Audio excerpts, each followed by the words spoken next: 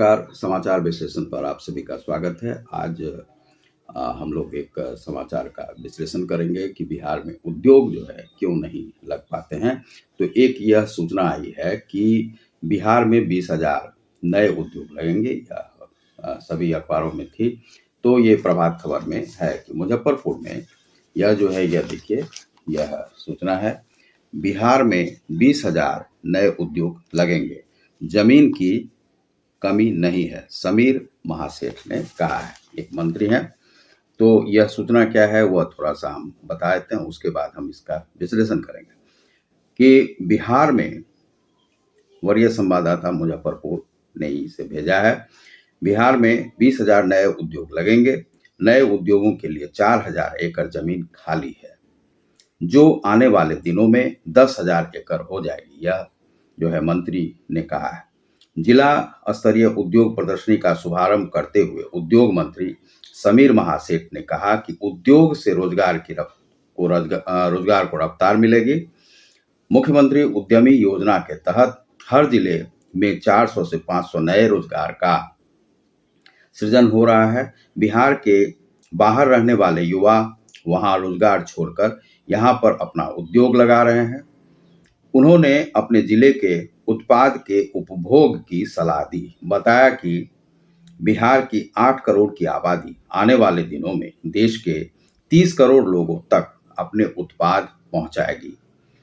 उद्यमियों को सलाह दी कि बेहतर प्रोडक्ट बनाएं, बैंक से जुड़ें तथा डिजिटल प्लेटफॉर्म पर अपने उत्पाद को डालें। देश ही नहीं विदेश में भी उसकी धूम रहेगी। उद्योग मंत्री ने कहा कि मुजफ्फरपुर व्यापार का हब है, इसे मिनी मुंबई कहा जाता है। यहाँ पर अगर सरकार के सहयोग से उद्योग का नेटवर्क मजबूत होता है तो इसका असर बगल के जिले में भी होगा। विभाग के विशेष सचिव दिलीप कुमार ने कहा कि लोकल से ग्लोबल तक जाना है। इस तरह के मेले से उद्योग को बढ़ावा मिल रहा है। उन्होंने खास खाद्य प्रसंस्करण यूनिट लगाने पर बल दिया। कहा कि लीची, आम, पपीता व अन्य फल पर आधारित उद्योग लगाएं। यह यहाँ पर जो सूचना है, वहाँ पर एक मेला का आयोजन मुजफ्फरपुर में किया गया था, उद्योग मेला का, और उसी में ये बात जो है मंत्री महोदय ने कही। अब हम इसका विश्लेषण करते हैं कि बिहार में सभी राज्य अभी तक बहुत आगे बढ़ गए हैं, लेकिन बिहार जो है अभी तक क्यों नहीं आगे बढ़ा उद्योग में। यहाँ पर उद्योग लगाना इतना असंभव क्यों हो जाता है। 4,000 एकड़ जमीन या 10,000 एकड़ जमीन की यहाँ पर कमी नहीं है, लेकिन यहाँ पर उद्योग क्यों नहीं लग पाते हैं। तो बिहार का जो उत्तरी इलाका है, जिसमें कि कोसी का क्षेत्र है, तो कोसी का क्षेत्र हमेशा तो बाढ़ पीड़ित रहता है, और बाढ़ के कारण से यहाँ की जो जमीन है वह उतनी जो है अस्थायित्व लेकर के नहीं रहती है, क्योंकि कोसी का यदि बाढ़ आया तो वह उद्योग जो है ध्वस्त हो जाता है। एक तो यह है, सड़कें यहाँ पर सही से चलती नहीं है। कभी जो है कहीं पर बाढ़ आया तो वह पुल ही बह जाता है, यह बाढ़ के कारण से होता है। लेकिन अब है कि यहाँ पर जो सामाजिक जो व्यवस्था है और अर्थव्यवस्था है जो यहाँ की बिहार की, वह किस प्रकार की है, उस पर गौर करना आपको आवश्यक है। तो वह जो स्थिति है यहाँ पर, वह बिल्कुल ही दयनीय है। यहाँ पर स्थिति सही नहीं है। सबसे बड़ा यहाँ पर जो समस्या आती है, वह आती है, बड़ी समस्या में सबसे जो बड़ी है वह है जातीयता। जातीयता में क्या है कि एक दूसरे जाति को लोग उठते हुए नहीं देखना चाहते हैं, तो पैर खींचने वाली नीति है। आप यदि उद्योग लगा रहे हैं तो कोई यदि मान लीजिए कि निम्न जाति से आ रहा है या ऊंची जाति से आ रहा है, यह यहाँ पर जातीय भेद बहुत ज्यादा है। एक दूसरे कॉलोनी में यदि आप रह रहे हैं तो जात-पात पर वह कॉलोनी बटा हुआ है। कहीं पर यदि भूमिहार है ज़्यादा और कहीं पर ब्राह्मण है ज़्यादा, तो ब्राह्मण भूमिहार का पैर खींचते हैं। राजपूत ज़्यादा है तो राजपूत जो है यादव का पैर खींचते हैं। यादव है ज़्यादा तो वह किसी को बढ़ने ही नहीं देते हैं। मुसलमान है ज़्यादा तो वह हिंदू को नहीं बढ़ने देते हैं। इस प्रकार से बिहार की जो सामाजिक व्यवस्था है वह जातीयता पर आधारित है, और जातीय जो जब तक इसका उन्मूलन नहीं होता है तब तक यह बिहार जो है उद्योग में आगे नहीं बढ़ सकता है। एक दूसरे के पाँव खींचने की जो यहाँ पर स्थिति है वह बराबर से यह चली आती है। पड़ोस में ही आपको ऐसे लोग रहेंगे जो कि आपको आगे नहीं बढ़ने देंगे।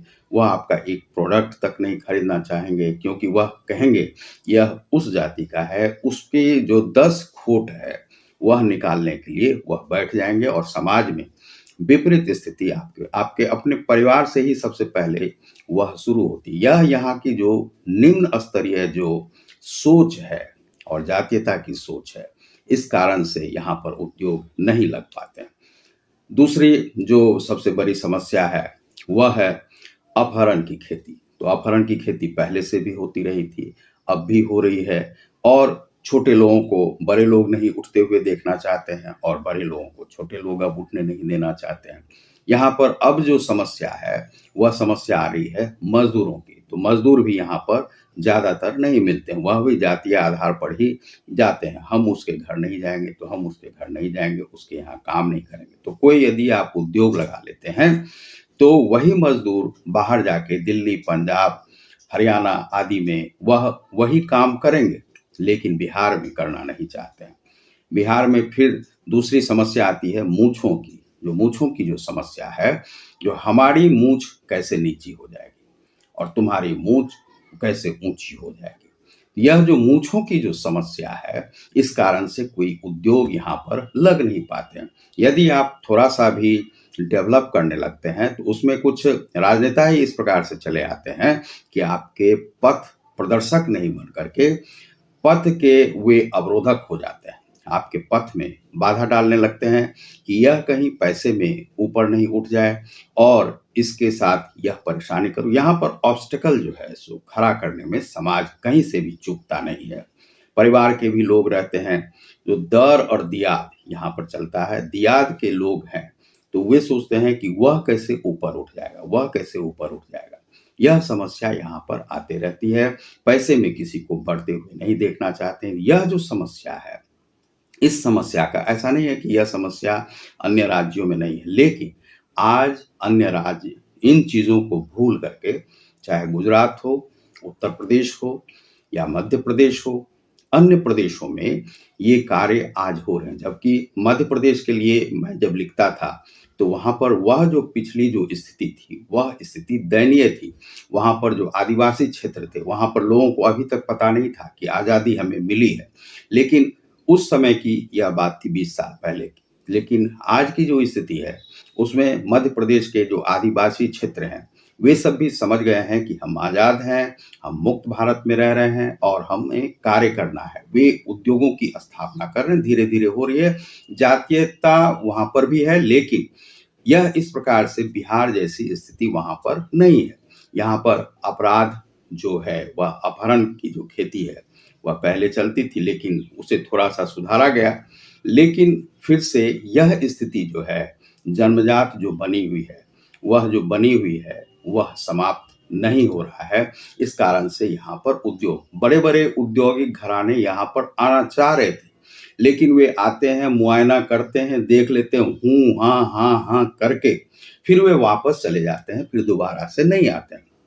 विदेशी जो कंपनियाँ हैं, वह किसी प्रकार से भारत में आते हैं, भारत में उद्योग करना चाहते हैं, बिहार में आते हैं, भूल-चूक से यदि कोई छोटी बहुत बड़ी दवा की या किसी की फैक्ट्री लगा देते हैं, लेकिन कुछ दिन में वे भी भाग जाते हैं। चूँकि यहाँ पर क्या है, अपहरण तो एक समस्या है, पैसे का जो वसूली है वह भी एक समस्या है और अराजकता इतनी है कि मान लीजिए कि एक तरफ से सरकारी दबाव रहता है, दूसरी तरफ से अपराधियों का दबाव रहता है, वे भी माँग करते हैं। छोटे-छोटे जो नेताओं के टुच्चे जो लोग रहते हैं, वे सब भी आपके पास आते हैं और पैसे माँगते हैं। उसके बाद है प्रशासनिक दबाव, ये सभी दबाव में वे उद्योग चल नहीं पाते। एक तो कहीं से पैसा नहीं आएगा, तो वह उद्योग डूबेगा।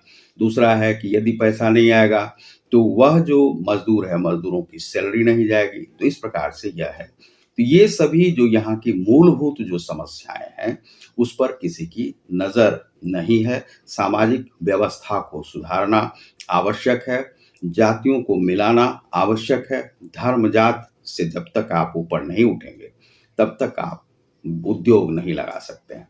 और आप कह दें कि 20,000 से ज़्यादा उद्योग लगेंगे, तो लगा तो देंगे, लेकिन वह उद्योग चलेगा कि नहीं चलेगा, यह आप नहीं चला सकते, क्योंकि कोई मंत्री या मुख्यमंत्री या कोई भी मंत्री नहीं आ सकता है उसे चलाने के लिए।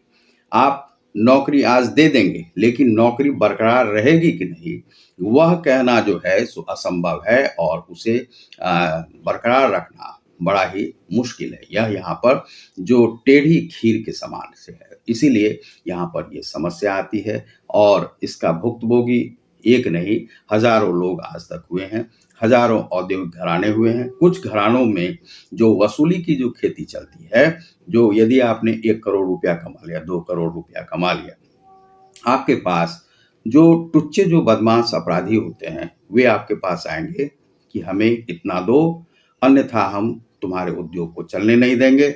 उद्योग को चलने क्या नहीं देंगे, कहीं-कहीं पर जो एनकाउंटर हो जाते हैं, वे कहीं जा रहे हैं और मार कर चला गया। मारना जो है सबसे आसान क्रियाकलाप है, और ये यहाँ पर बिहार में होती है। ये बहुत सारे जो औद्योगिक घराने के लोग थे, नए-नए बच्चे थे, उन्होंने बाहर से आकर के यहाँ पर अपना उद्योग लगाया, कहीं हाजीपुर में मारे गए, कहीं कहीं पर मारे गए, कहीं पटना में मारे गए। तो इस प्रकार से यहाँ पर चलता है। सिक्योरिटी गार्ड तक जो है सुरक्षित नहीं रहता है, या यहाँ पर पहले की स्थिति से अब सुधार है, लेकिन सुधार उतना भी ज़्यादा नहीं है। लोग डरते हैं, जब तक सामाजिक व्यवस्था को आप सही नहीं करेंगे, चाहे कोई भी मंत्री हो, इस पर ज़्यादा से ज़्यादा गौर करें। और किसी भी सरकार को चाहिए समाज सुधार एक मंत्रालय बनाए, जिसमें कि सामाजिक सुधार की बात की जाए, धार्मिक सुधार की बात की जाए, और समाज में जो व्यवस्था है, कुव्यवस्था, उसे जो है सो आप ज़रूर मिटाने का प्रयास करें, अन्यथा यह बिहार में औद्योगिक क्रांति नहीं आ सकती है। दुग्ध क्रांति आ गई गुजरात में, लेकिन बिहार में कोई भी क्रांति नहीं। कृषि क्रांति भी नहीं है, यहाँ पर कोई भी क्रांति नहीं हो पाती है। क्रांति यहाँ पर सफल है नहीं, जबकि जन्मदाता क्रांति भूमि बिहार ही है। फिर भी यहाँ पर क्रांति वह नहीं हो पाती है, सफल नहीं हो पाता है, क्योंकि सामाजिक व्यवस्था ही इतनी उलझी-पुलझी है कि यहाँ पर उद्योग लग ही नहीं सकते हैं। इन उद्योगों को लगाने के लिए आपको बहुत ही माथापच्ची करना पड़ेगा, तभी जाकर के आप सफल होंगे। आपको अपने इर्द-गिर्द में इतने सारे बॉडीगार्ड्स रखने पड़ेंगे, और आपको धीरे-धीरे अपराधियों से संपर्क होते हुए आपको भी अपराधी बन जाना पड़ेगा। तो यह जो है कोई भी व्यक्ति नहीं चाहता है। एक जो देश को कुछ देना चाहता है, वह यह नहीं चाहता है कि हम अपराध में कूद पड़े। तो यह जो नीति है, उसे आपको समाप्त करना पड़ेगा, और यह जो लूट-खसोट की है, जो माँग जो डिमांड की जाती है, और जो वसूली किया जाता है, और जिसको कि एक्सटॉर्शन मनी कहा जाता है, वे सब यदि होते रहेंगे तो बिहार में उद्योग नहीं चल पाएगा। तो आप देख रहे हैं समाचार विश्लेषण को। बहुत-बहुत धन्यवाद, नमस्कार। यह आपने देखा विश्लेषण जो है, यहाँ पर उद्योग क्यों नहीं पनप पाता है, उसी के विषय में बहुत-बहुत धन्यवाद। आपने समाचार चैनल को यदि सब्सक्राइब नहीं किया होगा, सब्सक्राइब करें। मैं हूँ रतिकांत। बहुत-बहुत धन्यवाद, नमस्कार।